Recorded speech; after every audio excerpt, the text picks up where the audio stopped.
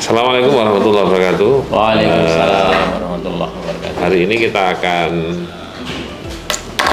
ngobrol bareng calon ketua ZI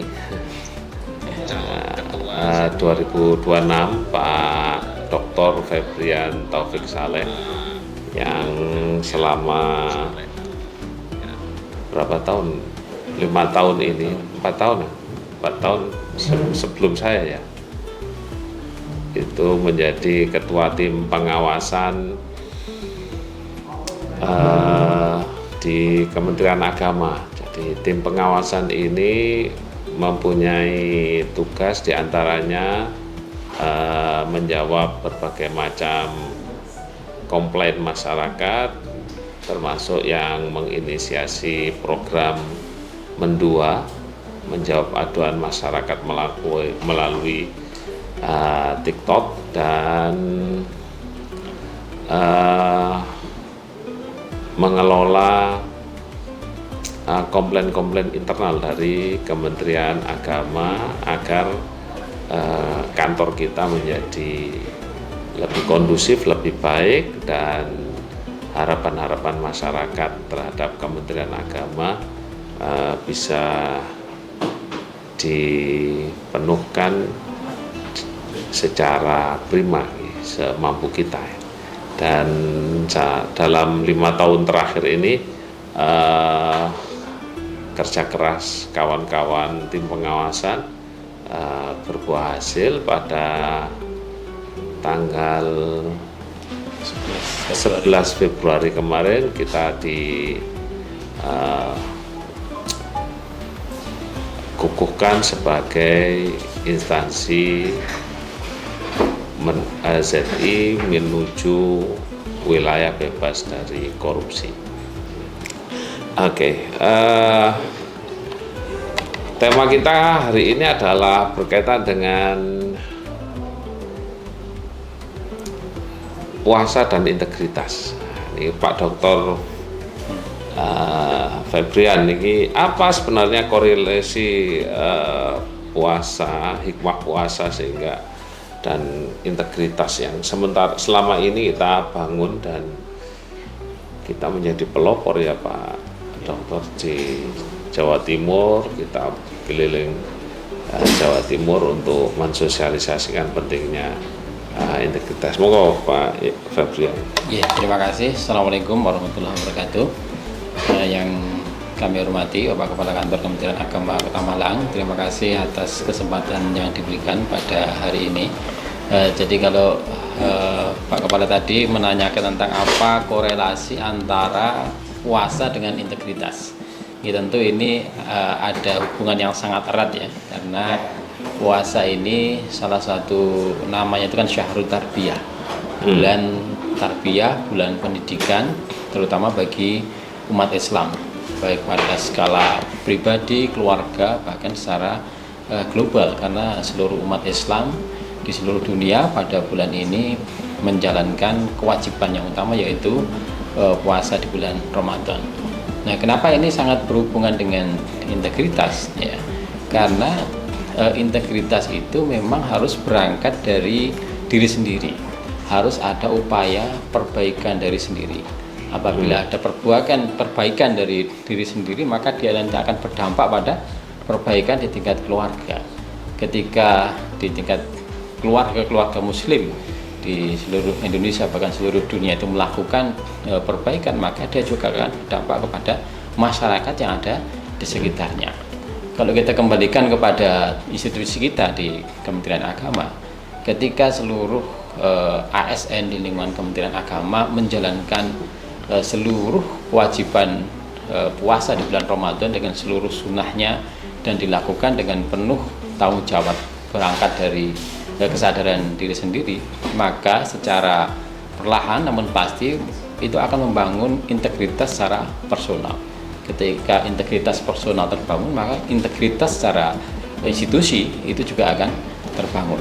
Maka dalam hal ini puasa Ramadan ini menjadi satu momentum yang sangat baik untuk bagaimana kita menggelorakan zona integritas atau juga menyegarkan kembali kesadaran kita sebagai ASN di Kementerian Agama untuk terus membangun dan menguatkan zona integritas yang alhamdulillah kemarin di tanggal 11 Februari sudah ditetapkan secara resmi oleh Kemenpan RB bahwa Kementerian Agama Kota Malang telah resmi menyandang sebagai predikat satuan kerja yang ber-WBK atau wilayah bebas dari korupsi. Sebenarnya integritas itu apa detailnya, Mas Taufik? Okay. Kalau secara definisi, secara sederhana, Yeah. bisa dikatakan integritas itu kan kesesuaian antara apa yang kita ucapkan dengan apa yang kita lakukan. Nah, ucapan itu kan berangkat dari pikiran. Ya, kalau kita punya pikiran yang benar, maka kita akan punya perkataan yang benar. Apabila kita punya perkataan yang benar, maka tindakan kita akan juga, insya Allah juga tindakan yang benar. Oleh karena itu dalam pembangunan zona integritas, yang paling pertama itu kan membangun area manajemen perubahan. Area pertama itu adalah manajemen perubahan, dan perubahan yang pertama adalah perubahan mindset.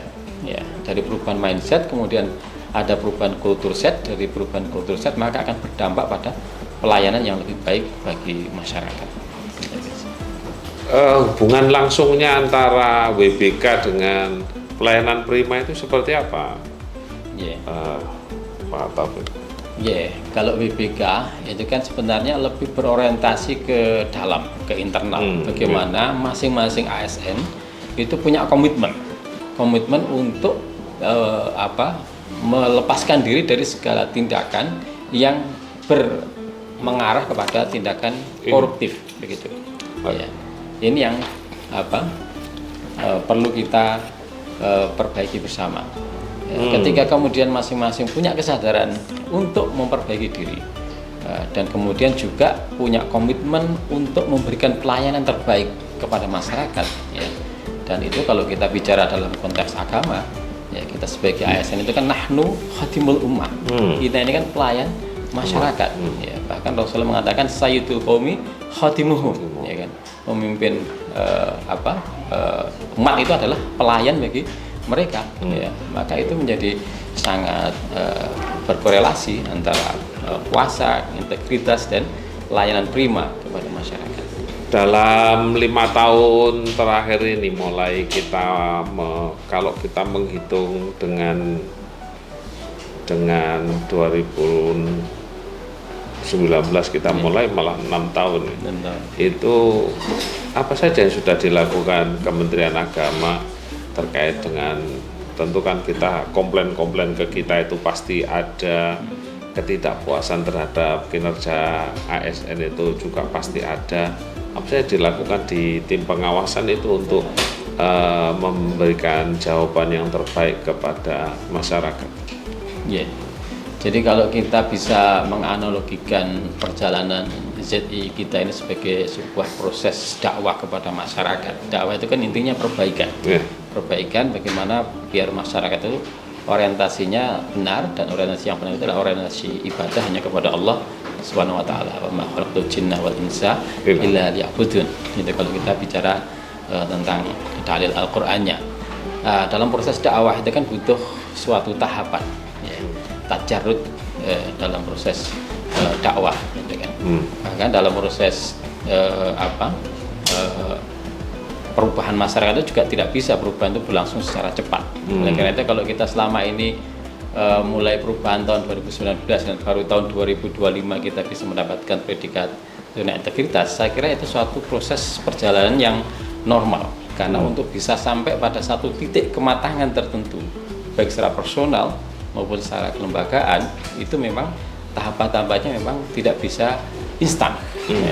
Mulai dari kesadaran, kemudian apabila kesadaran sudah benar, kemudian kita masuk ke tata laksana, bagaimana kita memperbaiki infrastruktur pelayanan, baik itu infrastruktur fisik maupun yang lain, agar juga bisa memberikan satu layanan yang prima kepada masyarakat, sampai kemudian layanan itu stabil, ya. Jadi yang pertama merubah pikiran, kemudian merubah ekosistem, kemudian ekosistem yang berubah itu bagaimana teruji dengan waktu, bisa bertahan paling tidak 2 tahun. Pikiran kan bukan gampang. Itu apa saja yang digunakan untuk merubah mindset, pola pikir kawan-kawan kita dari pola pikir kayaknya banyak selama ini kita berkunjung ke berbagai kementerian, kantor kementerian itu banyak yang ngapain kok repot-repot gitu, gini aja sudah dapat gaji ya. Ribet Pak. Ya, memang merubah mindset itu bisa mudah, bisa juga sulit gitu. Tergantung bagaimana metode yang akan kita terapkan. Namun kalau kita menggunakan metode yang dicontohkan oleh Rasulullah, insya Allah itu akan lebih pas dan lebih mudah. Rasulullah ketika merubah masyarakat, beliau tidak banyak melakukan pidato yang mungkin berapi-api, tapi cukup beliau memberikan contoh, dakwah bil hal. Ketika seorang pemimpin itu memberikan contoh kepada bawahannya, maka bawahan mau nggak mau, suka nggak suka, maka akan mengikuti. Karena itu dalam konsep ZI, komitmen pimpinan itu menjadi mutlak, ya. Karena ketika pemimpin menjadi orang yang bisa dijadikan teladan bagi anak buahnya, maka secara institusi juga akan berdampak secara langsung untuk perubahan yang lebih baik tadi. Berarti pimpinan para kasih ini memang sudah diajak ayo bareng-bareng berintegritas ngoten nggih. Ya insyaallah semuanya. Dimulai dari pucuk pimpinan. Karena bahasa contoh ini kan juga tidak mudah, kadang-kadang bahasa contoh niku ada bahasa dalam tanda kutip semu gitu. Jadi di luar kita berkata tentang kejujuran, tapi di tempat yang lain kita merekayasa agar tetap nampak jujur, tapi sesungguhnya ada kamuflase di situ. Pripun Pak Yai Taufik? Nah, berarti itu belum integritas. Tadi konsep integritas itu kan kesamaan antara pikiran, perkataan dan perbuatan gitu kan. Di semua level, di semua tempat gitu kan. Likuli makan, likuli zaman. Jadi ada sebuah yang beberapa waktu lalu saat podcast kita sampaikan nih. Jadi al-jannatu yasuqu li arba'ati anfar, surga itu merindukan 4 orang. Salah satunya adalah hafidhul lisan, talil Quran wa hafidhul lisan. Mungkin hafidhul lisan itu menjaga lisan bagaimana korelatif ngoten nggih. Beberapa waktu yang lalu Pak Taufik, kita ini yang juga berkaitan dengan apa yang dimaksud benturan kepentingan. Sebenarnya benturan kepentingan itu seperti apa dan manajemennya seperti apa Pak Taufik di kementerian kita ini? Ya, jadi kalau kita bicara tentang benturan kepentingan atau konflik of interest, itu memang masuk di salah satu subsistem di area pengawasan. Jadi ini untuk mengantisipasi, memang sifat manusia itu kan memang selalu ingin mendapat keuntungan, dan biasanya secara naluriah mereka pasti akan berjejaring, dan jejaring yang paling natural itu adalah jejaring keluarga mungkin ya. Keluarga itu karena ya ada hubungan darah dan sebagainya, kedekatan famili dan sebagainya, itu satu hal yang sifatnya natural. Nah sebenarnya kalau kita bicara dalam konteks misalkan undang-undang ASN dan sebagainya, ya mungkin tidak disebutkan secara eksplisit tentang larangan untuk misalkan dalam satu kantor harus misalkan ada berkeluarga harus dipisah dan sebagainya, itu memang tidak disebutkan secara eksplisit. Tapi secara etika dan secara naluri manusia tadi, ya ada potensi-potensi untuk tadi melakukan satu hal yang bisa jadi itu melanggar integritas kita. Ada konflik. Iya, ada konflik of interest. Nah, oleh karena itu dalam hal ini memang perlu penataan secara rasional. Namun sebelum itu dilakukan, memang yang harus ditanamkan itu adalah pendekatan profesional, bahwa kita ya dimanapun ditempatkan, apakah dalam satu institusi maupun lintas institusi, integritas itu yang harus benar-benar ditegakkan.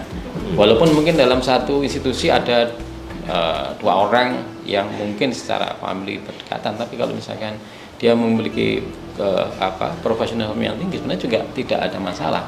Cuma memang kita tidak bisa mencegah persepsi masyarakat, ya kan, terkait dengan posisi keduanya misalkan. Okay. Jadi yang tidak bisa kita cegah itu kan persepsi. Kita mungkin bisa profesional, tapi ketika ada orang menghubung-hubungkan, mempersepsi ini adalah potensi nepotisme, KKN dan sebagainya, itu kan kita nggak bisa. Makanya dalam salah satu indikator dalam survei anti korupsi itu kan indeks persepsi korupsi. Judulnya indeks persepsi korupsi. Apakah ini benar-benar persepsi, sekedar persepsi atau terbukti, itu kan baru langkah berikutnya. Tapi judulnya kan IPK, indeks persepsi korupsi. Nah, ini memang harus kita cegah supaya persepsi masyarakat tetap bagus dan zona integritas itu benar-benar bisa ditegakkan di institusi kita. Berkaitan dengan itu, mungkin ada yang persepsi orang macam-macam untuk muncul komplain. Bagaimana sistem pengelolaan aduan komplain di Kementerian Agama kita? Ya, kalau itu sudah ada standarnya ya dalam checklist dalam PMPZ itu.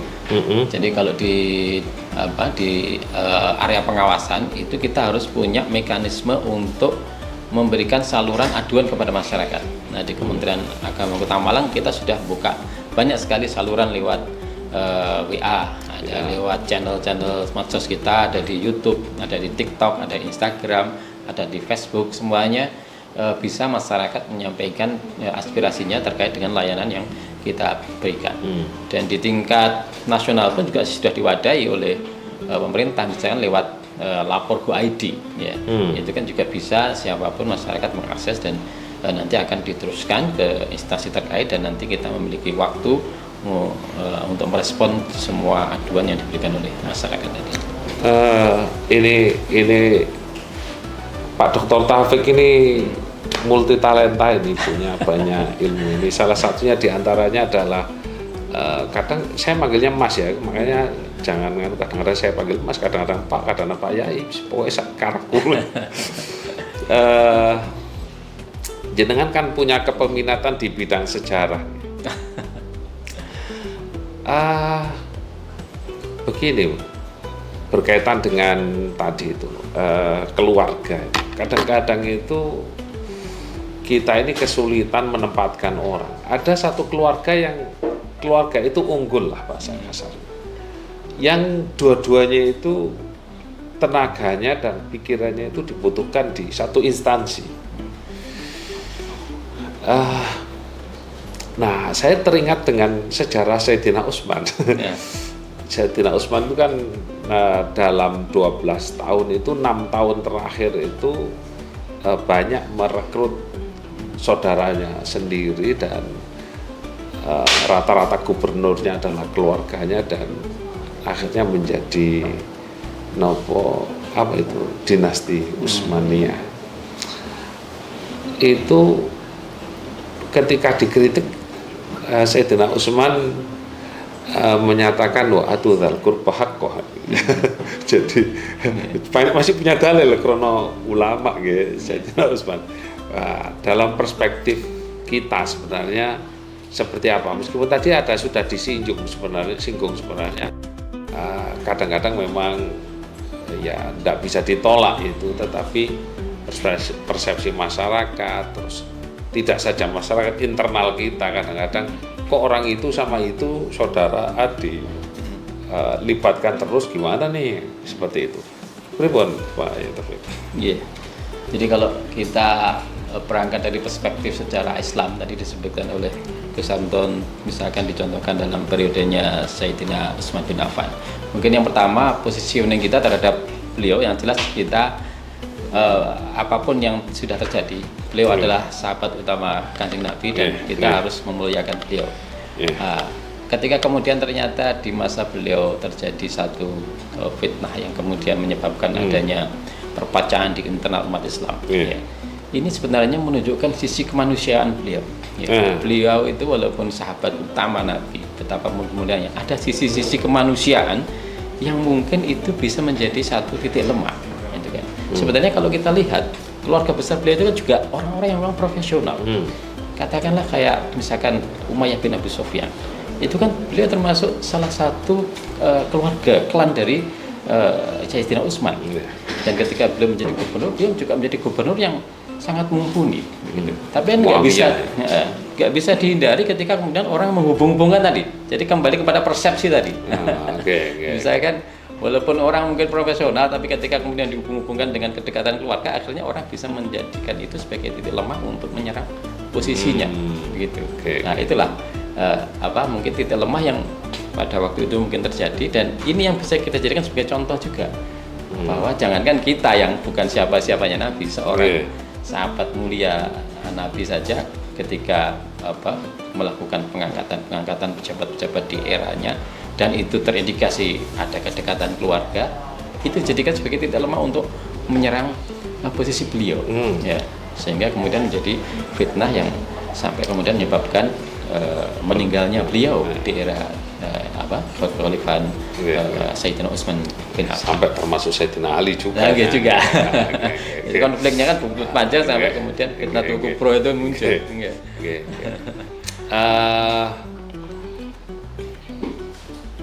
Menurut Pak Taufik nih, mana yang lebih efektif selama ini dari sekian tahun, 5 tahun ini terakhir ini, aduan dari masyarakat yang paling banyak melalui apa, dan respon kita yang paling cepat itu di sisi yang mana? Masyarakat kira-kira lebih baik lapornya di sini atau di mana gitu? Jadi pada prinsipnya aduan, laporan ataupun dari masyarakat itu sebenarnya baik, ya. Kita mempersepsikan itu sebagai sesuatu yang baik. Itu berarti bentuk kepedulian masyarakat kepada institusi kita. Apalagi kita adalah institusi yang berlabel agama. Jadi itu kan satu yang tidak ringan. Ibarat baju itu kan baju putih, kena noda dikit saja itu gampang sekali kelihatan. Beda dengan baju batik, ini kan kalau kelihatan ada kotoran dikit nggak kelihatan. Ya, kita dengan label agama ini menyandang satu predikat yang berat, karena ibarat kain itu kain putih, sehingga ketika ada noda sedikit langsung kelihatan. Nah, masyarakat yang mengadu atau mengkomplain layanan kita, ibaratnya itu kan menunjukkan bahwa itu loh ada kotoran di bajumu, gitu. Sehingga kita harus segera membersihkan kotoran di baju kita itu.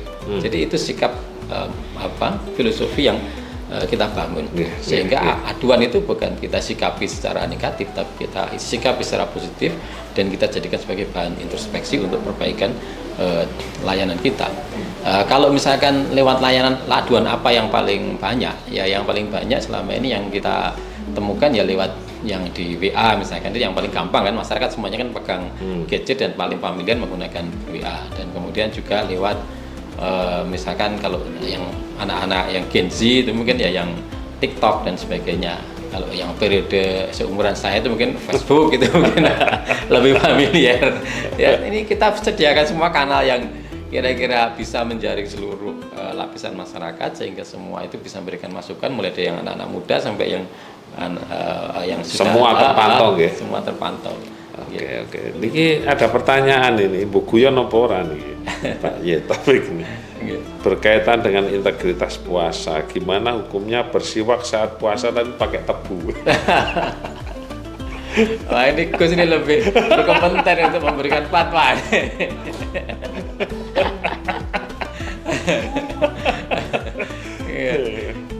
Ya. Bersiwak itu kan termasuk boleh.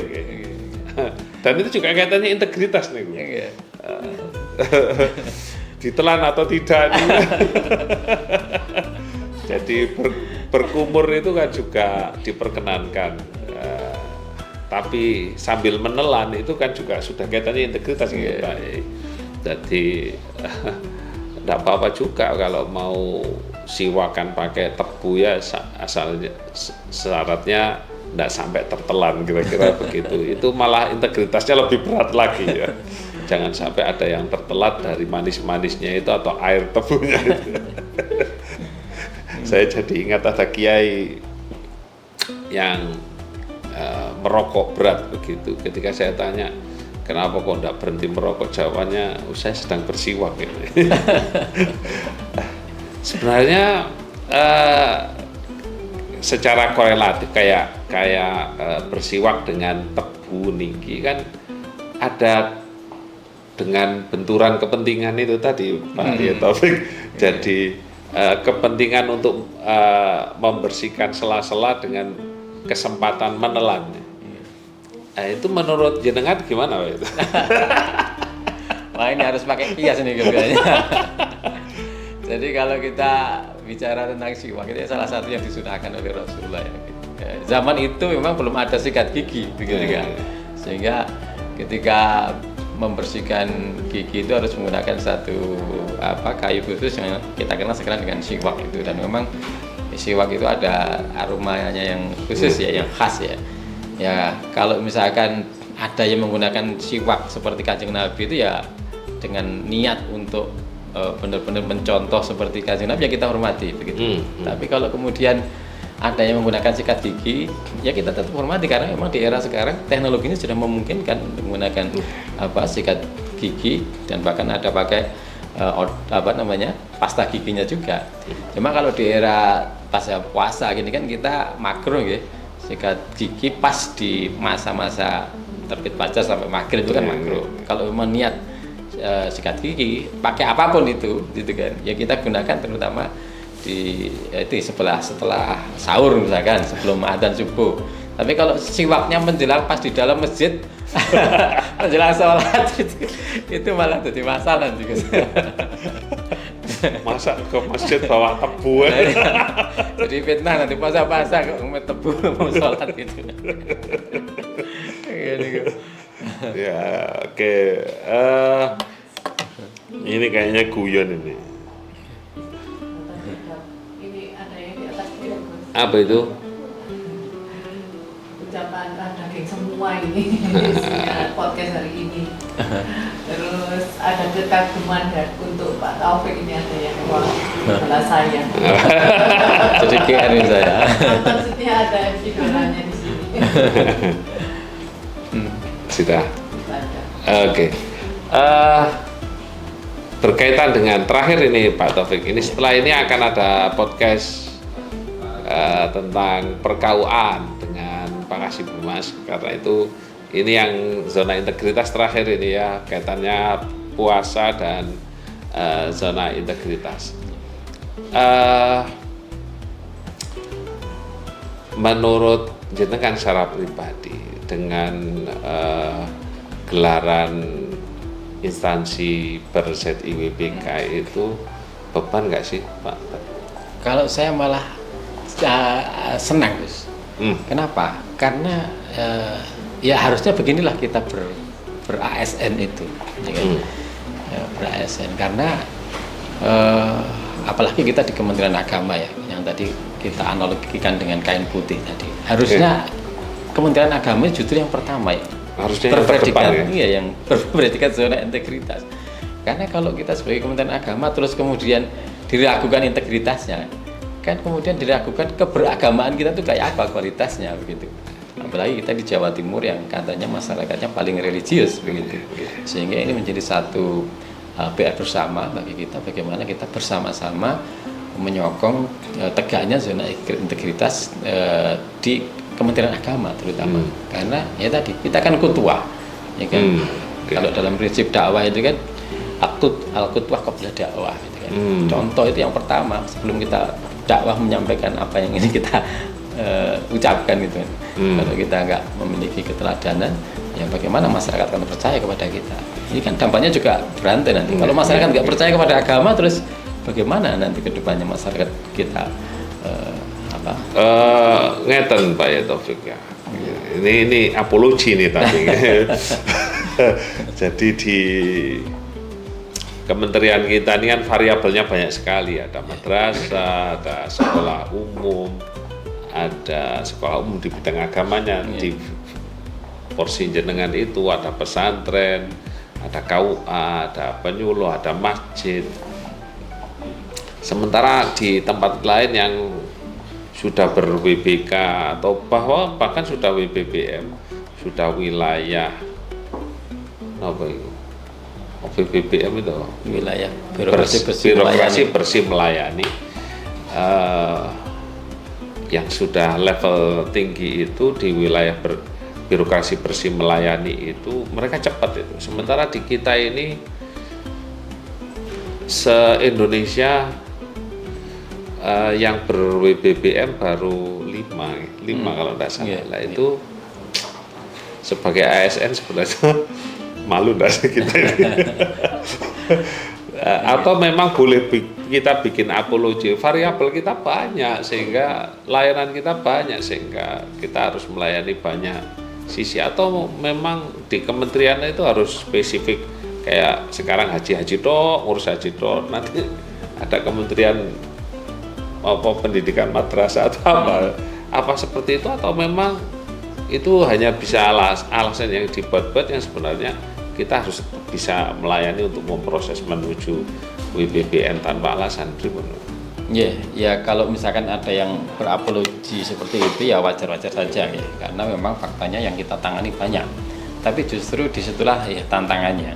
Oleh karena itu kalau kita mau ber-ZIWBK di Kementerian Agama, kalau dari awal orientasinya sudah pragmatis, misalkan sekedar ingin meningkatkan grade begitu ya, pasti jatuh. Oleh karena itu yang harus kita tanamkan justru etos perjuangannya itu, semangat perjuangan dan jiwa sebagai pejuang, menjadikan gaya hidup lah. Jadi pejuang itu salah satu prinsip dasarnya kan yang pertama harus ikhlas, yang kedua siap berkorban, begitu kan. Ya ikhlas lillahi ta'ala, yang kedua bahkan kalau misalkan kita tidak dapat apa-apa dari predikat itu, ya kita sudah puas dengan nilai-nilai perjuangan yang kita sama-sama gaungkan tadi. Mungkin itu saya kira. Berarti harus tidak boleh jadi alasan, harus tetap kita berupaya bagaimanapun jatuh bangunnya harus tetap jadi gaya hidup, karena berintegritas, zona integritas itu bekerja dengan seharusnya, bukan sebisanya. Niki ada pertanyaan menarik, tapi pertanyaannya ngeten, saya modif lah. Sebenarnya korelasi naumus shaim ibadah ini terakhir naumus shaim ibadah dengan ternyata peristiwa-peristiwa besar yang terjadi di era Rasulullah sampai para sahabat itu malah dilakukan di bulan Ramadan. Sebenarnya bahkan pada saat perang Badar itu Nabi mempersilahkan untuk berbuka, silakanlah kalau nggak kuat berbuka, tapi sahabat masih ada yang nggak berbuka. Sebenarnya gimana nih, terlepas dari hadis naumus shaim ibadah itu dhaif, tetapi itu sudah mendarah daging kepada masyarakat sehingga ada bahasa puasa bikin lebih dekat sama Tuhan tapi lebih senang dengan kasur. Jadi kita sebagai Muslim yang ingin lebih baik, tentu saja kita tidak ingin mengambil porsi minimalis saja. Jadi kalau tidurnya orang berpuasa itu ibadah, itu mestinya logikanya kalau tidur aja ibadah, bagaimana kalau misalkan kita beraktivitas produktif? Menggunakan mafhum aulawi. Jadi kan itu yang harus kita ambil sisi poin pentingnya. Jadi memang dalam perjalanan sejarah Kanjeng Nabi dan para sahabat banyak sekali peristiwa-peristiwa besar yang justru terjadi di bulan Ramadan, perang Badar, kemudian perang Khandaq, dan beberapa futuhat-futuhat yang lain itu juga banyak terjadi di bulan Ramadan. Karena ketika di bulan Ramadan itu ternyata umat Islam berada dalam puncak spiritualitasnya. Jadi kondisi lapar itu tidak berarti kemudian bisa membuat orang menjadi lemes, bahkan ketika terjadi peperangan gitu kan, perang Badar, perang Khandaq, sebagainya, kondisi-kondisi yang sangat berat, dan ternyata justru di titik-titik itulah umat Islam pada masa itu banyak mendapatkan kemenangan. Jadi puasa itu bukan alasan untuk bermalas-malasan, tapi justru harus kita jadikan sebagai satu momen untuk lebih produktif, lebih inovatif, dan memperbanyak amal soleh. Tapi kenapa Pak Yai Taufik, kita ini jam kerjanya malah tambah singkat kalau Ya itu mungkin karena pemerintah ini sangat memahami masyarakatnya, Gus.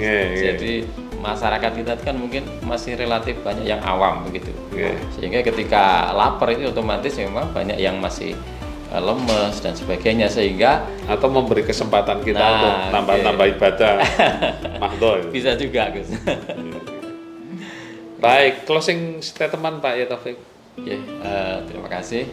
Jadi untuk kawan-kawan ASN terutama di Kementerian Agama Kota Malang, mari kita jadikan bulan Ramadan, bulan puasa ini sebagai satu momentum untuk melakukan perbaikan diri, perbaikan institusi dalam rangka untuk membangun ZI, WBK, dan insya Allah kita akan menuju WBBF. Mudah-mudahan di bulan Ramadan doa-doa kita dikabulkan oleh Allah SWT. Baik, pemirsa Bisa Bagus, Bincang Santai bareng Gus. Pada hari ini topik kita puasa dan integritas ini yang bisa disampaikan, moga-moga memberikan inspirasi untuk kita semua, memberikan manfaat, dan yang terpenting panjenengan semua para kawan-kawan dari masyarakat mohon didoakan terus ASN Kementerian Agama Kota Malang untuk lebih mampu meningkatkan integritasnya sehingga kita semua bisa mendapatkan yang terbaik, dan efeknya pasti akan dengan mendapatkan layanan yang super excellent dari kami, dari doa-doa panjenengan. Doa terbaik dari panjenengan terus kita harapkan, dan sampai jumpa lagi di kesempatan yang lain. Assalamualaikum warahmatullahi wabarakatuh. Waalaikumsalam. Salam integritas. Salam integritas. Assalamualaikum warahmatullahi wabarakatuh.